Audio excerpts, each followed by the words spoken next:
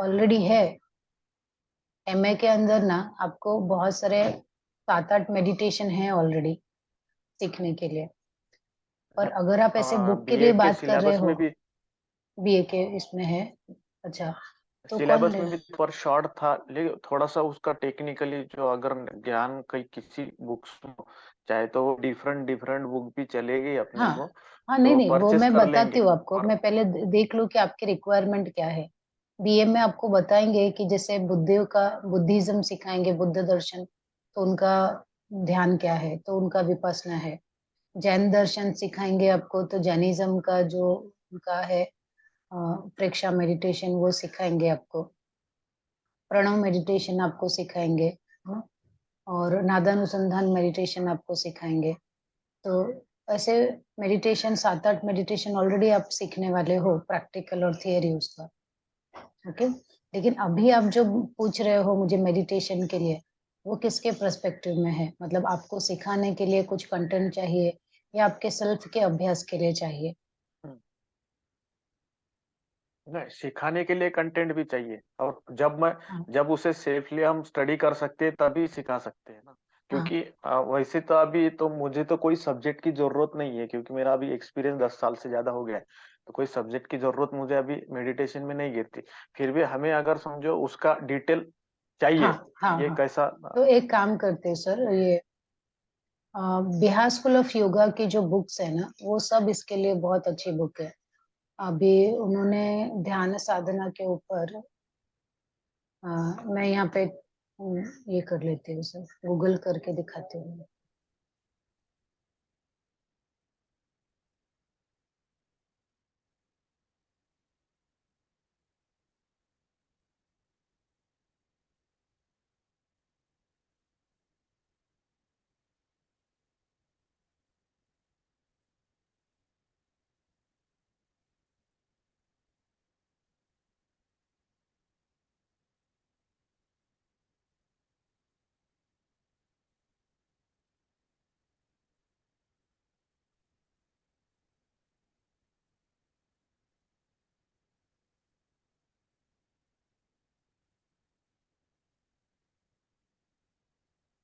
हाँ सर, देखिए, इतने सारी बुक्स है बिहार स्कूल ऑफ योगा की। और जैसे आपको कुंडलिनी के बारे में जानना है, कुंडलिनी शक्ति जो अवेकन होती है, उससे रिलेटेड अगर आपको कुछ बुक चाहिए, तो ये है। योगा एंड क्रिया, ये भी बहुत अच्छा है। और इसमें से देखिए, कम 5 जैसे 6 हाँ, बुक्स, 6 7 बुक्स अभी मैं आपके, परचेस ऑलरेडी कर चुका हूँ। हाँ हाँ, मेरे पास ठीक है सर। अवेलेबल है। यहाँ पे अजना चक्र, जैसे एक एक चक्रास के ऊपर भी उन्होंने किया है, लेकिन उनका एक ध्यान के आलोक में, मेडिटेशन फॉर तंत्र, हाँ ये हिंदी में भी हाँ हाँ। अवेलेबल है सर। मराठी तो मालूम नहीं मुझे, लेकिन हिंदी में भी अवेलेबल हाँ, है ये। मराठी नहीं है उनकी। हाँ, आपके पास है क्या ये बुक सर? मे भी, अच्छा। मे भी है, मे भी है, या तो फिर मैंने देखा नहीं उसे, हम्म, या तो मैंने अमेजोन के कार्ट में उसको सेव करके रखा है। अच्छा।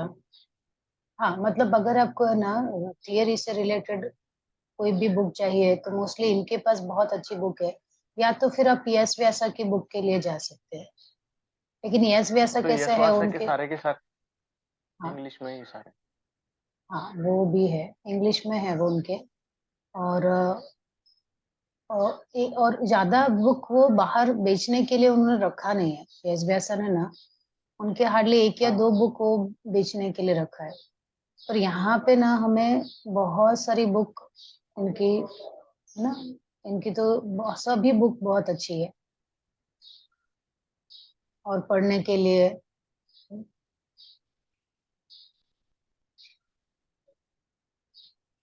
मतलब इतनी सारी बुक है, तो मैं भी मेरे लाइब्रेरी के लिए यहाँ से ही सब बुक मंगाती रहती हूँ, ये सब। अभी ये देख के मुझे लालच आ रहा है कि मैं अभी कुछ और ऑर्डर कर दूँ। नहीं, वैसा मैंने वो बहुत हम्म, Bihar school of the yoga की बुक्स देखी, हम्म, तो वैसा होता ही है वो। हाँ, वो देख के तुरंत ऐसा लगता है घेरण कि संहिता, और उनका घेरण संहिता भी मंगाया मैंने। बहुत अच्छी बुक सर। मैं तो पूरा घेरन संहिता प्रिपेयर जो किया है मतलब सिखाने के लिए उनकी उनसे ही, हठ योगा, घेरन संहिता, मतलब कोई भी बुक ले लो उनकी, इतनी डिटेल में रहती है कि आपके सारे डाउट्स क्लियर हो जाते हैं वैसे। चलो सुवर्णा जी भी आ गए हैं तो हम लोग डिस्कस करते हैं आगे का। अभी थेरेपेटिक योगा जो है वो हम लोग पहले कवर कर लेते हैं, क्योंकि ये मेरा पीपीटी ऑलरेडी रेडी है और हमने लास्ट ईयर किया भी था तो। Okay, so all the system in the body work in harmony and coordination। हमारे शरीर के जितने भी सब सिस्टम है ना, 11 सिस्टम है, वो सारे सिस्टम जो है वो एक दूसरे के साथ तालमेल बिठाते हुए काम करते हैं। And disturbance in one system leads to the disturbance in other system too. अगर एक सिस्टम में कुछ डिस्टर्बेंस आ गया तो उसकी वजह से हमारा दूसरा सिस्टम खराब हो जाएगा। रेस्पिरेटरी सिस्टम में कुछ आया तो डाइजेशन, या डाइजेस्टिव सिस्टम में कुछ प्रॉब्लम आया तो रेस्पिरेशन, ऐसा भी हो सकता है। या नर्वस सिस्टम है ना, जैसे आपकी फैमिली में होता है, फैमिली में सब एक दूसरे से बहुत ही अच्छे से जुड़े हुए रहते हैं। अगर एक कोई बीमार हो गया या एक को कुछ प्रॉब्लम हो गई तो बाकी सभी लोग को भी डिस्टर्ब हो जाता है ना? तो इसी तरह से सारे सिस्टम एक दूसरे से जुड़े हुए हैं। सो ये holistic approach while treating a patient is required. और इसीलिए जब किसी पेशेंट को आप ट्रीट कर रहे हो, क्योंकि ये थेरेपी योगा है, तो किसी को ट्रीट करने के लिए आपका जो अप्रोच है वो किसी एक ही सिस्टम के ऊपर नहीं होना चाहिए, बल्कि ओवरऑल होना चाहिए। जैसे हमारा जो अभी मॉडर्न मेडिसिन जो है ना, एलोपैथ जो है, वो क्या करते हैं कि किसी एक ही सिस्टम पे फोकस करते हैं। जैसे अगर उनको बोला गया कि उसको है ना पेट में दर्द है या फिर उसको थायराइड प्रॉब्लम है, तो वो क्या करेंगे, थायराइड को ही ना दूर करने के लिए कोई एक टैबलेट दे देंगे जो, या आपको हेडेक है तो सिर्फ सिर के लिए कुछ टैबलेट दे देंगे वो। लेकिन योगा है ना, ऐसी जो थेरेपी है जो सिर्फ आपको हेडेक है तो सिर्फ हेडेक वाला ही ट्रीटमेंट नहीं देगी कि ये एक गोली ले लो, ये अनुलोम विलोम का एक डोज ले लो 10 राउंड का और कर लो, है ना, आपका हेडेक हमेशा के लिए दूर हो जाएगा। ऐसा नहीं है।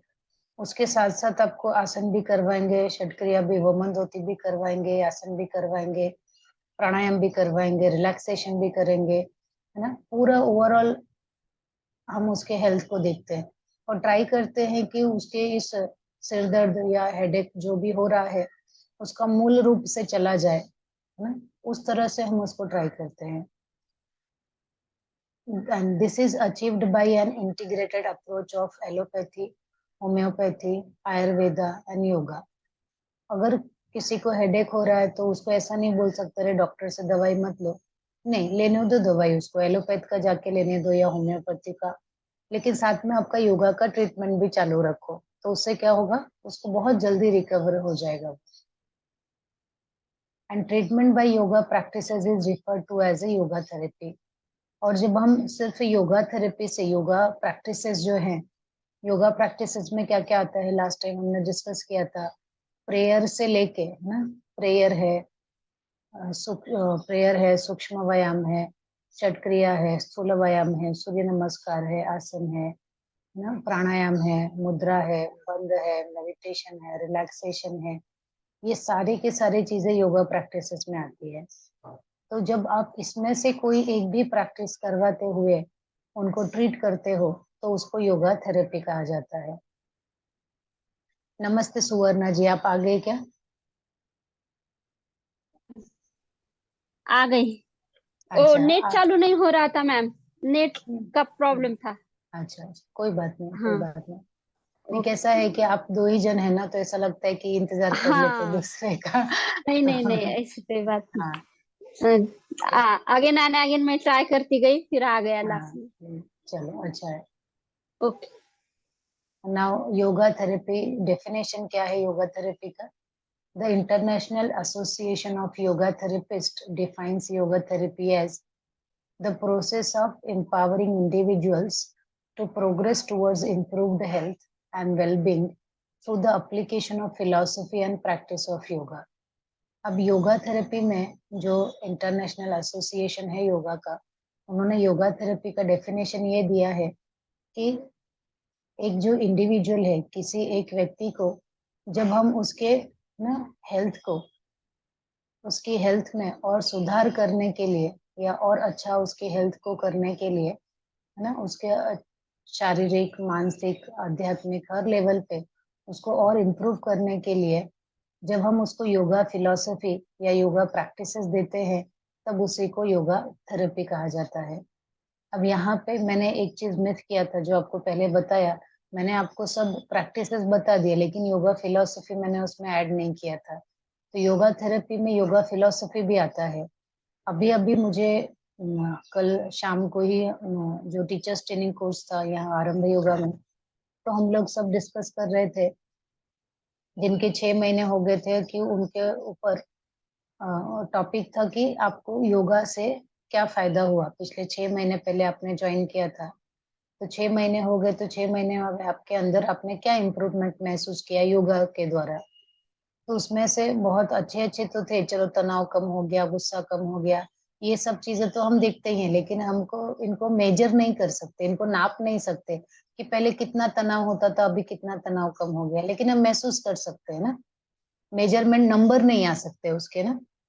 और वैसे ही गुस्सा पहले ज्यादा होता था, अभी कम होता है, तो कम होता है तो कितना कम होता है, ज्यादा था तो मतलब कितना ज्यादा था, वो मेजर नहीं कर सकते। लेकिन एक स्टूडेंट है जिनका माइग्रेन, पहले उनको, वो स्कूल में टीचर है पूना में, और उनको पहले हमेशा माइग्रेन के लिए टैबलेट लेनी पड़ती थी और बहुत रेगुलर बेसिस पे लेनी पड़ती थी। वो स्कूल में टीचर थी, तो बोलते जब भी मैं स्कूल जाती थी तो इतना बच्चों का आवाज और वो सब सुन के ऐसे हेडेक होता था, और बिना वो टैबलेट के वो उनका सिर दर्द जाता ही नहीं था। लेकिन अभी ये पिछले 6 महीने से उन्होंने आसना प्राणायाम का अभ्यास करते हैं। वीक में 3 दिन, है ना, 1-1 घंटे का आसना प्राणायाम का अभ्यास रहता है, और वीक में, है ना, 3 दिन उनको फिलोसफी का क्लास रहता है। तो ऐसे मान लो कि वो पूरे वीक में, है ना, करीब 9 घंटा वो, पूरे हफ्ते में 9 घंटा वो योगा को देते हैं, ऐसा मानो। और उससे उन्होंने हेलो बोला मैम, कि हाँ, फिलोसॉफी का क्लास मतलब आप क्लास में फिलोसॉफी भी सिखाते क्या, मतलब या मेडिटेशन लेते, मतलब समझी नहीं मैम। नहीं, फिलोसफी मतलब पतंजलि योग सूत्र पढ़ना, हठ योगा पढ़ना, भगवत गीता पढ़ना। मतलब ये थ्योरी हुआ ना, मतलब थ्योरी भी लेते हाँ, हैं ये जो क्लास में। थियरी है ना, जो थियरी है उसी को फिलोसफी बोलते हैं। हाँ हाँ, वो भी क्लास में लेते हैं ऐसे।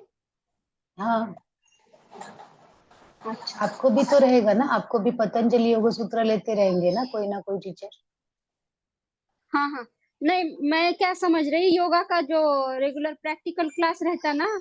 हम्म, तो वो आ, योगा प्रैक्टिसेस हो गए, जो प्रैक्टिकल क्लास हुआ वो प्रैक्टिस हो गया। योगा हाँ फिलोसफी मतलब जैसे अभी आपको लेक्चर है वैसा ही लेक्चर।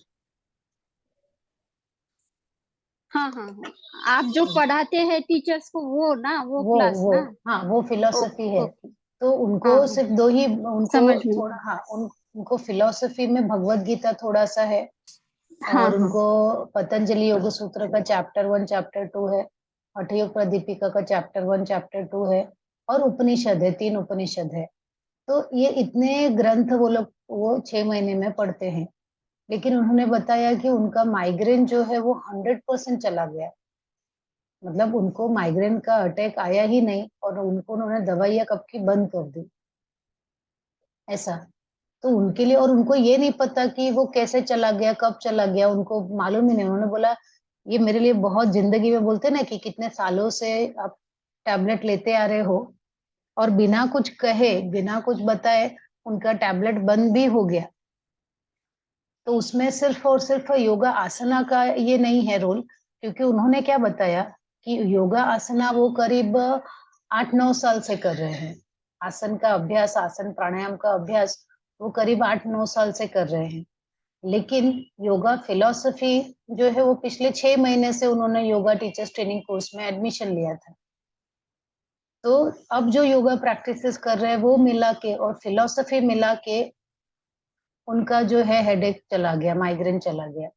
तो योगा प्रैक्टिसेस तो इम्पोर्टेंट है ही, लेकिन वो योगा प्रैक्टिसेस के पीछे क्या रीजन है, क्यों करना है ना?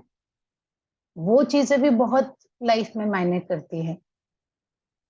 आप लोग कैसे अभी इतना नेचुरोपैथी का पढ़ लिया, बीए का फर्स्ट ईयर का इतना 1 साल सुन लिया, तो आपको पता नहीं चलता होगा कि आपके अंदर कितने सारे चेंजेस आ गए हैं, है ना? और प्रशांत सर तो कई साल से योगा सिखा रहे हैं, तो उनके लिए तो योग बहुत ही नॉर्मल चीज हो गई है ना? कि चलो ये तनाव इससे दूर होता ही है। लेकिन जब कोई नया नया आता है जो इन सब चीजों से उसको मालूम नहीं है, तो उनके ऊपर तुरंत असर करता है ये सब चीजें, जब उनको ये पता चलता है कि इसका ये रीजन है, इसका ये रीजन है।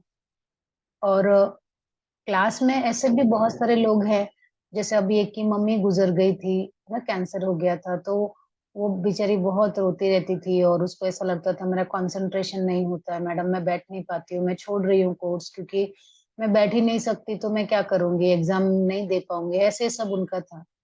तो मैं उनको सिर्फ इतना ही रिक्वेस्ट करती थी कि आप बस क्लास में आके बैठो, कुछ मत करो, ठीक है? जैसे सब बैठते हैं ऐसे आके 2 घंटा बैठो, सुनो और जाओ, एग्जाम का जब भी होगा तभी हम देखेंगे। लेकिन ये 5 महीनों में उनके अंदर इतना ज्यादा बदलाव आया कि वो अपने मम्मी के पेन से रिकवर हो गई, क्योंकि वो जो पतंजलि योग सूत्र पढ़ा, जब उनको ये पता चला आत्मा क्या है, प्रकृति क्या है, पुरुष क्या है, इतने इतने क्या होता है ना, तो उससे उनको बहुत ज्यादा ऐसे मेंटल एक सेटिस्फेक्शन आया कि ये शरीर छूटने के बाद मर जाते हैं ऐसा नहीं है, दूसरे भी चीजें सब आगे का अलग जीवन भी है ना? ऐसा नहीं कि शरीर छूटना मतलब मर जाना, ऐसा है क्या? वैसा बिल्कुल नहीं है, उसके आगे भी जीवन जीवन है। मेरी आवाज आ रही है ना आपको? Okay okay. जैसे मैं आपको एक वो बच्चे जुड़वा बच्चों की कहानी सुनाई है क्या मैंने आपको? ठीक है, मैं सुनाती हूँ कि एक बार एक माँ है, उसके गर्भ में 2 बच्चे हैं, जुड़वा बच्चे, ट्विंस है, ठीक? और वो बच्चों में ना, तो हम नाम दे देते हैं नंबर 1 बच्चा, नंबर 2 बच्चा, ऐसा। तो जो नंबर 1 बच्चा है वो बोल रहा है कि अरे अभी है ना 8 महीने गुजर गए, 9वां महीना चालू हो गया है, अब तो हम लोग मरने वाले हैं, अभी थोड़े दिन में तो हम लोग मर जाएंगे। तो दूसरा बच्चा बोलता है कि ऐसे क्यों बोल रहे हो, क्यों मर जाएंगे? तो उसने बोला अरे यार, यहाँ पे तो हमें जो फूड नली है उससे खाना मिल रहा है ना, पानी मिल रहा है, हमारा पोषण हो रहा है। यहाँ से तो हम जब बाहर निकल जाएंगे, है ना, ये शरीर के साथ बाहर निकल जाएंगे, तो हमारा फूड नली भी छूट जाएगा, खाना ही नहीं मिलेगा तो हम ऐसे ही मर जाएंगे, सांस नली नहीं रहेगा तो सांस ही नहीं ले पाएंगे, तो हम लोग का ये अंतिम समय चल रहा है, अब हम मरने वाले हैं, है ना? इसलिए जो कर सकते वो करो। पर फिर दूसरे वाले ने क्या बोला, लेकिन मैंने ऐसा सुना है कि लोग बोलते हैं कि ऐसा नहीं है, यहाँ से निकलने के बाद दूसरा लाइफ भी होता है, दूसरा, वहां पे भी शायद हम लोग जिंदा रहेंगे, वहां शायद हमें एक नया जन्म मिले, नया जीवन मिले या कुछ अलग रहे, और हम लोग शायद ना मरे। तो पहले ने वाले ने कहा अरे सब तू पता नहीं किसकी बातों पे, सुनी सुनाई बातों पे भरोसा मत कर, यहाँ से जो बाहर निकलता है ना वो मर ही जाता है, क्योंकि तूने कभी देखा है क्या जो यहाँ से बाहर गया वो वापस आया हो? जो वापस ही नहीं आया वो तो मर गया ना। उसने बोला हाँ बात तो बराबर है, लेकिन मैंने ऐसा सुना है कि बाहर जाने के बाद हमें ना ये फूड नली की जरूरत नहीं है। तो बोला क्यों नहीं है, तो कौन खाना खिलाएगा? तो उसने बोला कि मैंने सुना है कि बाहर है ना, माँ करके कोई एक रहती है जो हमारा ध्यान रखती है, हमारे खाने पीने का ध्यान रखती है, हमें भोजन कराती है। तो पहला वाला बोलता है अरे ये माँ वाह सब वहम है मन का, ऐसा कुछ नहीं है, तूने कभी माँ को देखा है क्या? तो दूसरे ने बोला सही बात है, मैंने देखा तो नहीं है, लेकिन ऐसा लोग बोलते हैं कि माँ हमारे चारों तरफ है। बोला जिसको देखा नहीं सुना नहीं, क्यों उसके बारे में ऐसे गलत बातें मन में पाल रहा है? माँ वाह करके कुछ नहीं है, सब वहम है। और तू बता चारों तरफ है मतलब कहाँ है माँ? उसने बोला ऐसा सुना है कि माँ हमारे चारों तरफ है और वही अभी भी हमारा पोषण कर रही है, जब बाहर जाएंगे तब भी वो हमारा ध्यान रखेगी। ओके। तो दूसरा वाला जो है उसके अंदर होप है, पॉजिटिविटी है, लेकिन जो पहला वाला है उसको लगता नहीं यहाँ से बाहर जाने के बाद तो हम मर ही जाने वाले हैं। अभी ये दो बच्चों का कम्युनिकेशन जो है वो इतना ही है, कहानी यहाँ पे खत्म हो जाती है। अभी इसका जो सारांश है या इसका जो हम बोलते हैं ना मोरल ऑफ द स्टोरी, वो क्या समझते हो आप? मोरल ऑफ द स्टोरी ये है कि ऐसे ही हमारी लाइफ में भी होता है ना, हम लोग कभी ये भूल जाते हैं कि हम ईश्वर के अंदर ही है, ईश्वर ने हमें बनाया है, या वो जो सुप्रीम एनर्जी है वो हमारे चारों तरफ है और वो हमें हमेशा प्रोटेक्ट कर रही है। हमेशा अंदर अपने अंदर फेथ रखना, और ये जो फेथ है ये बहुत बड़ी चीज है ना। कि जैसे हम सोचते हैं कि बच्चे जब गर्भ से बाहर निकलते हैं उनको लगेगा अरे अब तो मैं मर गया, लेकिन वैसे ही जब आप ये शरीर छोड़ के जाते हो, हमें ऐसा लगता है अरे जो ये शरीर छोड़ के गया वापस नहीं आया तो वो तो मर ही गया ना। लेकिन ऐसा भी तो हो सकता है कि ये शरीर छोड़ने के बाद उसको फिर से नया जन्म मिला हो जो इससे बेटर है। जैसे गर्भ में थे तो वो जन्म से तो ये जन्म बेटर है, गर्भ में कैसे 9 महीने ऐसे करके बैठे रहते हैं, है ना, पाइप से खाना मिलता रहता है, वो सब होता रहता है। तो वो तो बहुत अब ऐसे कहीं घूमना फिरना नहीं है। उल्टा जब हम गर्भ से बाहर निकले तो एक नई दुनिया मिली, एक नया, है ना, अपने तरीके से जी सकते हैं वैसा संसार मिला। तो वैसे ही ये शरीर छोड़ने के बाद हमें एक दूसरा संसार मिलता है जो इससे बेटर होता है। लेकिन आप बोलोगे नहीं हमने तो सुना है मरने के बाद तो मर गए, कुछ हो नहीं सकता। लेकिन ये हमारा पर्सपेक्टिव, मतलब उन दो बच्चों की तरह ही सोचो आप, कि आप बच्चा नंबर 1 हो या बच्चा नंबर 2 हो, एक के अंदर फेथ है। अभी आपको मत पता है कि जो दूसरे का जो फेथ है वही सही है, लेकिन पहले वालों को फेथ कहाँ से दिलाए अगर उसके अंदर है ही नहीं। लेकिन जब ये कहानी का अगर आपको मालूम है कि जो बच्चा 2 है उसको पता है कि हाँ उसने एक्चुअली उसका जो फेथ है वो सही है, तो वैसे आप भी उस फेथ को मन में रखो कि मरने के बाद ऐसा नहीं है कि हम मर जाने वाले हैं, ये शरीर छूटा मतलब मर गए ऐसा नहीं है। ये शरीर छूटा तो हमें सूक्ष्म शरीर मिलता है, वहां पे भी एक लाइफ है। और अगर इसको जानना है कैसी लाइफ है क्या है तो हमारी वो जो पुस्तक है ऑटोबायोग्राफी ऑफ ए योगी, एक योगी की आत्मकथा, पढ़ा है क्या आप लोगों ने? नहीं पढ़ा तो वो एक अच्छी बुक है, वो मैं रिकमेंड करूंगी पढ़ने के लिए। यहाँ पे दिखाती हूँ मैं।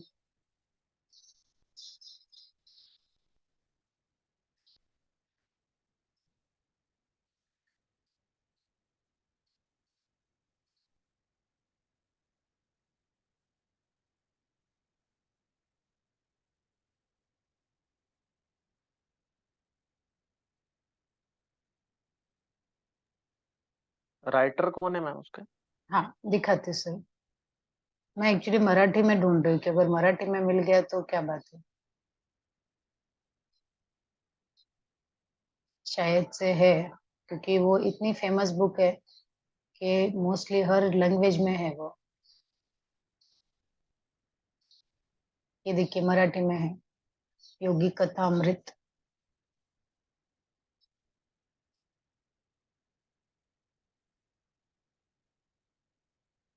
ये बुक बहुत इंटरेस्टिंग है। एक योगी है जिन्होंने अपनी आत्मकथा लिखी है।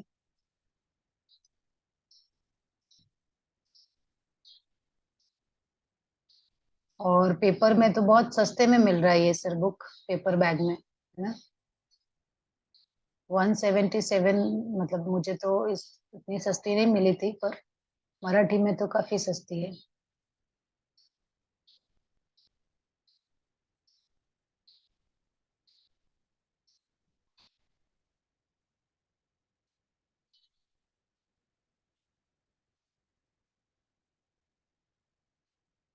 हाँ ठीक है सुवर्णा जी, आपने लिख लिया क्या? दिखाओ क्या फिर से? ठीक है। तो ये जो बुक है ना ऑटोबायोग्राफी ऑफ ए योगी, एक योगी की कहानी है, और उसमें उनका है ना किस तरह से उनको एक सिद्ध योगी मिलते हैं और किस तरह से उनके गुरु सब उनको समझाते हैं, दिखाते हैं कि मरने के बाद क्या कैसे होता है वो सब।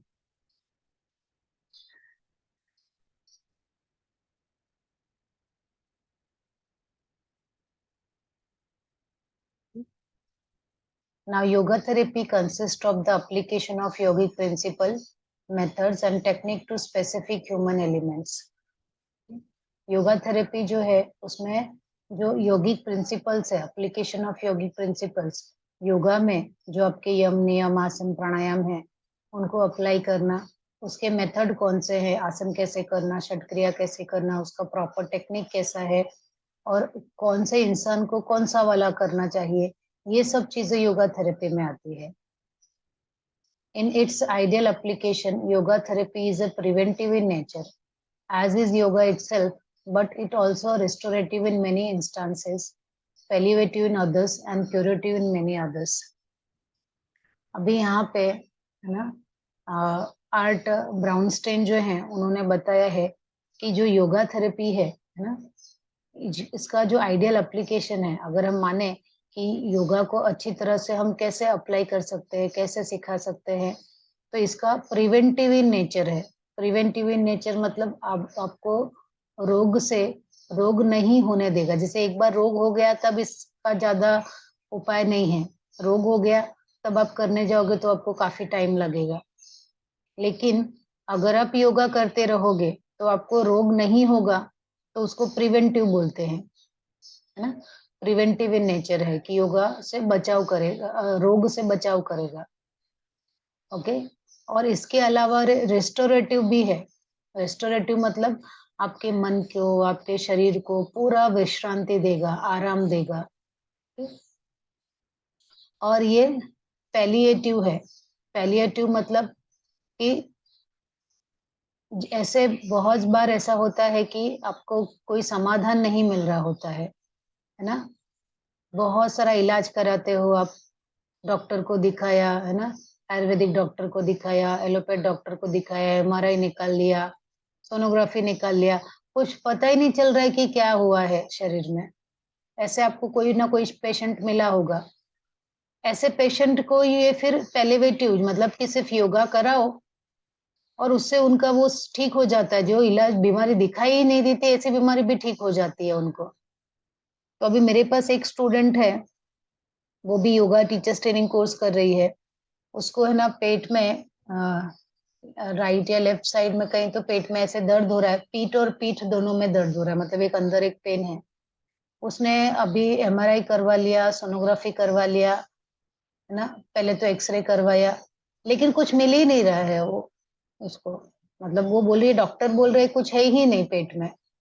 मुझे लगा कुछ अपेंडिक्स वगैरह कुछ रहेगा, तो उसने बोला नहीं, अपेंडिक्स का ऑपरेशन तो बहुत बचपन में कर लिया था, तो अभी कुछ है ही नहीं। मतलब इतना वो इलाज जा रही है। मैंने फिर भी उसको बोला अभी एक बार फिर से गायनेकोलॉजिस्ट के पास भेजा है उनको कि गायनिक के पास जाओ, कुछ ना यूटेरस से रिलेटेड प्रॉब्लम रहेगा वो भी चेक करा के लाओ। अगर कुछ नहीं मिलेगा तो हम लोग फिर योगा वो कर रही है आसना प्राणायाम, लेकिन बीमारी कुछ मिल नहीं रही है, वो पस पेन जा नहीं रहा है, तो उसको फिर मैं योगा थेरेपी में डालूंगी कि चलो भाई तुम्हें ना ये आसना, सिंपल सिंपल आसना और प्राणायाम पे ज्यादा, जो प्राणायाम हमें हीलिंग के लिए इम्पोर्टेंट है। हीलिंग करने वाले कौन से प्राणायाम में आपके सेक्शनल ब्रीदिंग है, अनुलोम विलोम है ना, भ्रामरी है, उज्जयी है, शीतली है, शीतकारी है, ये सब प्राणायाम हमें हील करने वाले प्राणायाम है।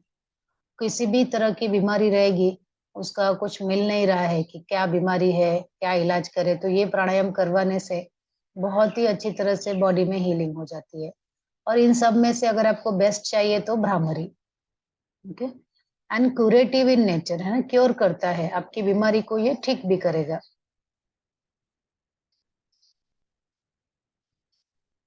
तो योगा थेरेपी कितना काम करता है? प्रिवेंटिव है, रेस्टोरेटिव है, पैलिएटिव है और क्यूरेटिव है ये। हेलो। हाँ सुवर्णा जी। पेलिएटिव नहीं समझ में आया मैम। पैलिएटिव मतलब मैंने अभी बताया ना कि जो बीमारी आपको कभी पता ही नहीं चलती है कि कैसे हुआ ये, मतलब क्या हो रहा है बॉडी में समझ नहीं आता है, मतलब आप सब डॉक्टर को सबको दिखा लिया, MRI करवा Yes. लिया, एक्सरे करवा लिया, कुछ नहीं मिल रहा है, क्या बीमारी है मिल नहीं रहा है, पर दर्द होते ही जा रहा है, दर्द हो रहा है पर बीमारी का पता नहीं चल रहा है। ऐसे तो मालूम फिर है वो कभी आपको? मानसिक सुप नहीं, वो सुप्त फिर सुप्त मानसिक बीमारी हो गई क्या सुप्त फिर? आनुवांशिक सुप्त बीमारी नहीं आजार, हो सकती। सुप्त नहीं, आजार, मानसिक मानसिक सुप्त सुप्त मतलब हाँ, मेंटली। नहीं, सुप्त मेंटल है तो, पर वो समझ में नहीं आ रही।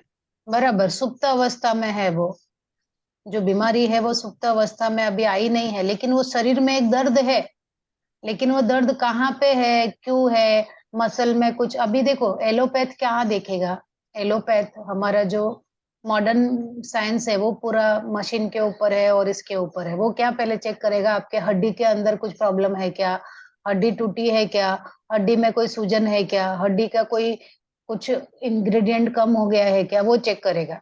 अगर उसमें दिखने में सब बराबर है, वो बोलेगा नहीं बराबर है सब कुछ, हड्डी में कोई प्रॉब्लम नहीं है, इसलिए हड्डी का कोई पेन नहीं है। फिर वो क्या करेगा, सोनोग्राफी करेगा।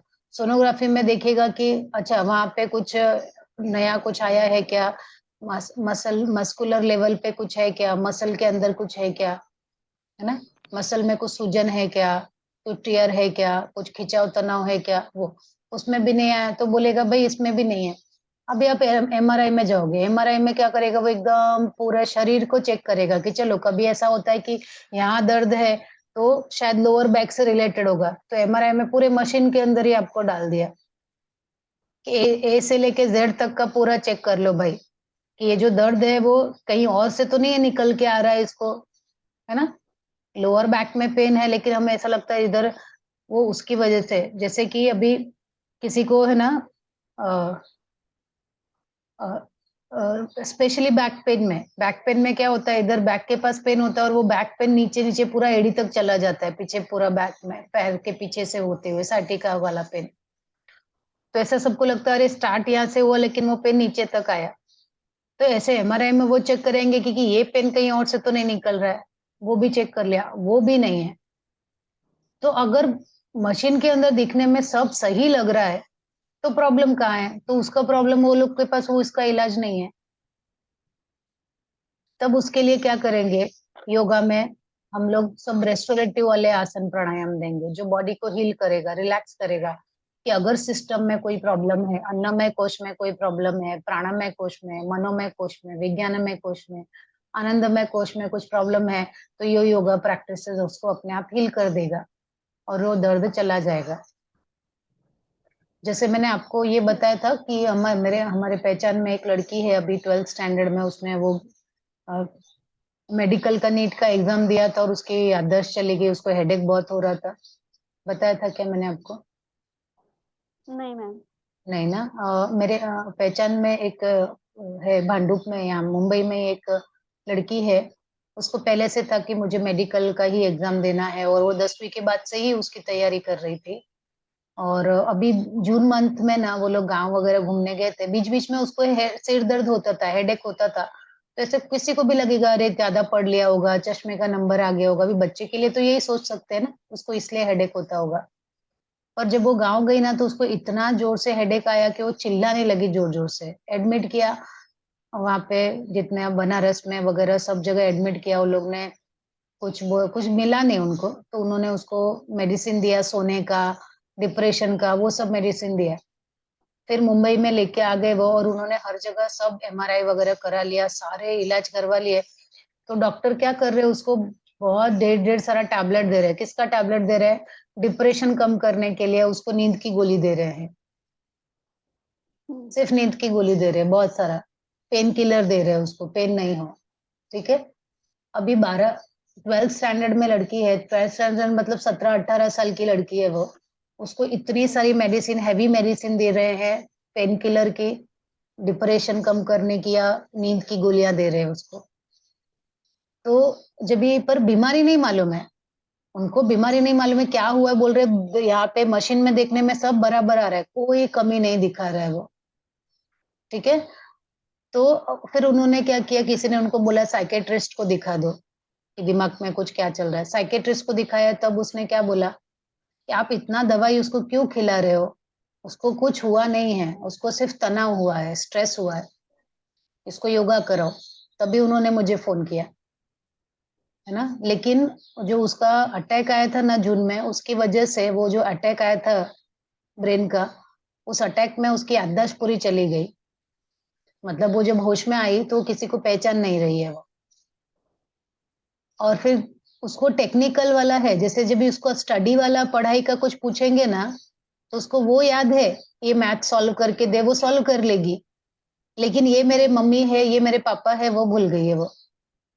तो उसको फिर ऐसे फोटो दिखा दिखा के ये है, ये है, उसको दिखाते हैं। और अभी सब एक एक रिश्तेदार के घर में लेके जाके या उनको बुला के उनको उनके बारे में पहले बताते हैं कि ये तुम्हारे ये लगते हैं, है ना। फोटो में दिखाएंगे, उनके बारे में बताएंगे, फिर वो रिश्तेदार को बुलाएंगे ताकि उसको भी कंफर्टेबल रहे। जब भी वो किसी को नए को मिलने जाती है तो उसके बारे में पहले जानकारी दी जाती है। और वो बचपन से ही मुंबई में है, लेकिन उसको है ना एकदम बचपन की मेमोरी ऐसा है। जब ये एकदम छोटी थी, गांव से जब ये आई थी ना, तभी उसको वही है कि मैं अभी भी गांव से आई हूँ। तो उसको ऐसा है, मुझे मुंबई का सब देखने का है, ये भी देखने का है, वो भी देखने का है। पहली बार देख रही है ऐसा, वो उसका सब है अभी। अभी सोचो कैसा है। तो उन्होंने पूछा कि योगा में कोई इलाज है क्या उसकी मेमोरी वापस लाने का। मैंने बोला देखो, योगा तो बहुत आगे की चीज है। योगा में इस जन्म की क्या, पिछले जन्म की मेमोरी भी आ जाती है। अपरिग्रह जन्म कथा संबोध, अपने योग सूत्र में लिखा है ना, अपरिग्रह। अपरिग्रह क्या है? जन्म कथा संबोध। मतलब हमें पुराने जन्म की बातें भी याद आ जाएंगी अगर आप अपरिग्रह करोगे तो मैंने बोला योगा तो मेमोरी ये जन्म की क्या, पिछले जन्म की मेमोरी भी ला देगी। लेकिन आपको पहले फेथ होना चाहिए, बिलीव होना चाहिए, और वो प्रैक्टिसेस डेली करने चाहिए। ऐसे करेंगे तो फिर वो ठीक हो जाएगा, है ना। तो ये कितना साइकोसोमैटिक है ये, मतलब ये ऐसे, तो ऐसी जो बीमारियां जो दिखाई नहीं देती मॉडर्न मेडिसिन में, वैसे सब बीमारियों को पेलेवेटिव डिजीज, दर्द है पर अभी क्यों है, कहाँ है, दिखाई नहीं देता है। हाँ सर। अभी एक नई नई बीमारी इसी से रिलेटेड अभी चल रही है, बहुत सारे डॉक्टर के ख्याल में नहीं आ रही है। मोबाइल ये लॉकडाउन के अंदर बहुत सारे क्लासेस जो है ऑनलाइन हुए। तो बच्चों बच्चे वो कंटिन्यूअसली वो क्लास भी ज्वाइन करते थे, 5-5 6 6 घंटे क्लास करना, उसके बाद में उसका स्टडी करना, उसको रिपीटेशन करना। तो उनका बॉडी पे से कंट्रोल निकल जाता है, बीच में ही चक्कर आ जाना, तो गिर जाते हैं नीचे। सारे टेस्ट करते ओ, हैं, तो अभी मेरे पास तो समझो अभी 4-5 पेशेंट आ गए ऐसे। बाप रे। तो कहीं पे कुछ नहीं निकलता, और जब हम्म, उनकी हिस्ट्री चेक करता हूँ तो हम्म, उनका मोबाइल का यूज जो है दिन के अंदर की 14 घंटे, 15 घंटे, 18 18 घंटे ऐसा निकलता है। तो फिर उनको मेडिटेशन, मैंने मतलब कंफर्टेबल प्राणायाम और मेडिटेशन, अभी तो वही उनको तो बहुत सारे लोगों को उसमें से रिजल्ट हम्म। मिला भी। और हाँ मेडिसिन सर से क्या उनको, हो रहा है कि साइड इफेक्ट हो सकते हैं, क्योंकि वो बीमारी है ही नहीं तो क्या करेगी वो। हाँ वो बीमारी तो है ही नहीं, संतुलन मन मन इसका चला गया है, तो उसके लिए आपको पहले इसको रेस्ट करने देने की जरूरत है। और आपको ऊपर कितना तनाव, है ना, आता है। और मुझे ना आंखों के ऊपर ही ये रिसर्च करना था कि लॉकडाउन में, कि मैंने बोला कि इतने सारे लोग ना ऑनलाइन स्क्रीन देख रहे हैं, तो स्क्रीन टाइम बढ़ने की वजह से सबको आंख की बीमारी आ गई आ रही है। तो उसके लिए फिर मैं, हमारे यहाँ पे एक बहुत अच्छे डॉक्टर है जो बहुत सेवा भाव से सबकी बीमारी का इलाज करते हैं आंखों का। और तो मैंने उनको बोला सर, अब ना हमें, मुझे तो इसके ऊपर रिसर्च करना है कि योगा से किस तरह से आंख की बीमारी दूर हो जाएगी। लेकिन उसके लिए कैसे, फिर आपको इंस्ट्रूमेंट चाहिए ना, सब आई चेकअप के लिए वगैरह, डॉक्टर चाहिए, इंस्ट्रूमेंट चाहिए। तो उसके लिए मुझे फंड चाहिए था। तो उन्होंने पहले बोला, उन्होंने तो मुझे, है ना, बता दिया, अरे बहुत सारे लोग फंड देंगे तुमको। मुझे तो, उनको खुद को फंडिंग मिलती है, वो भी काफी, वो भी एजुकेशन में ही है। मतलब खुद का हॉस्पिटल भी है उनका, और वो सिखाते भी है। जो एमबीबीएस में आई स्पेशलिस्ट वगैरह रहते हैं ना बच्चे, उनका लेक्चर लेते पूरे इंडिया में जाके, बाहर भी जाते इंडिया के। तो वो बोले कि मुझे तो रिसर्च के लिए हमेशा फंड मिल जाता है, कोई ना कोई कंपनी मुझे पैसा दे देती है कि आप रिसर्च करो। तो मैंने बोला सर, आपके रिसर्च का पैसा मिल जाता है क्योंकि जब आपका रिसर्च सक्सेसफुल हो जाएगा, तब वो कंपनी आपके रिसर्च से वो दवाई बनाएगी, और फिर, है ना, वो आपको उससे फायदा मिलेगा आपको, है ना। लेकिन हम योगा करने वाले लोग, जब मैं रिसर्च करूंगी तो मैं तो ये बताऊंगी कि ये कंपनी, किसी कंपनी का दवाई मत लो, ये योगा करो।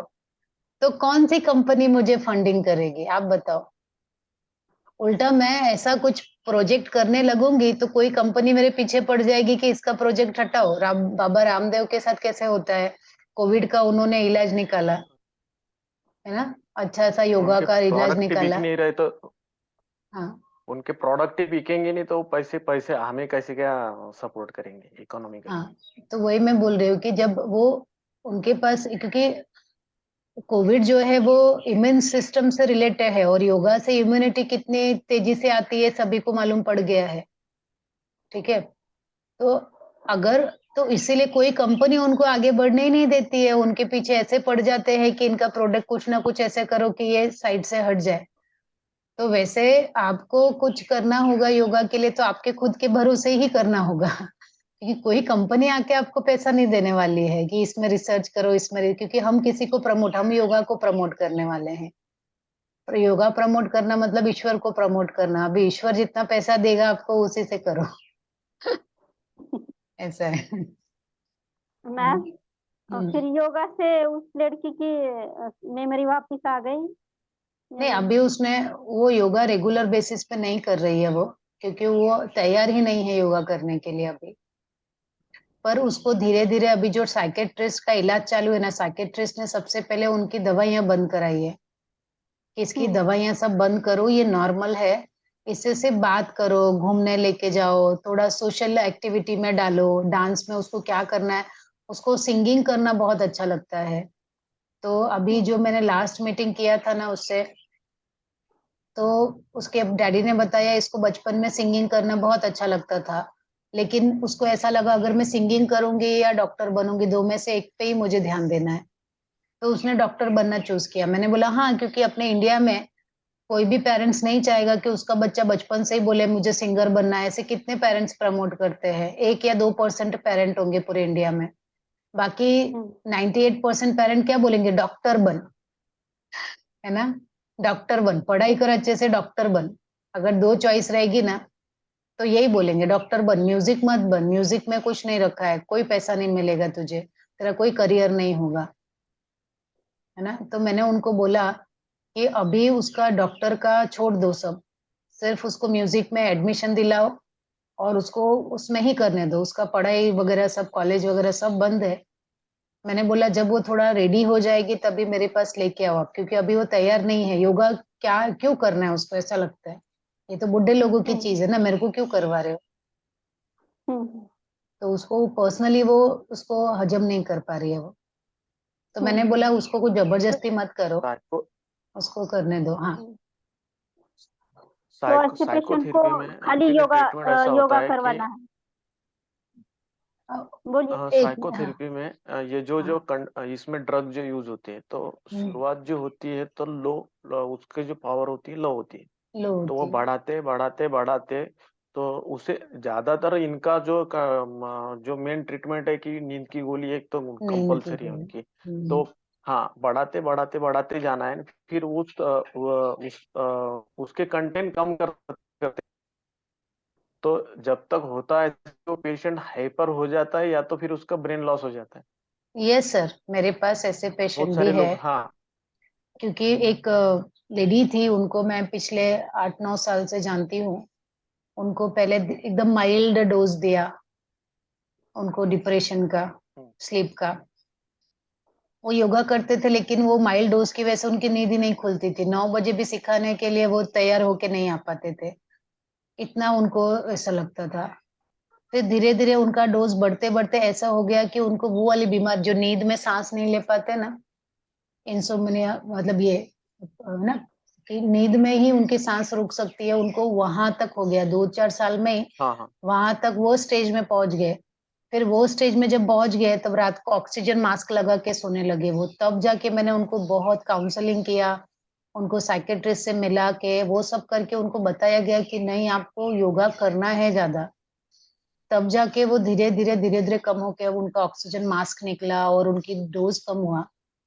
क्योंकि वो डोज ही इतना बढ़ते बढ़ते ऐसा हो गया कि इतने ज्यादा डीप स्लीप में चले जाते कि वो सांस लेना भी भूल जाते हैं। तो ये सब है। चलो अभी दूसरे सब लोग आ गए हैं तो हम लोग स्टॉप करते हैं, है ना। Thank you Prashant ji, thank you Suvarna ji, thank you ma'am. मिलते हैं।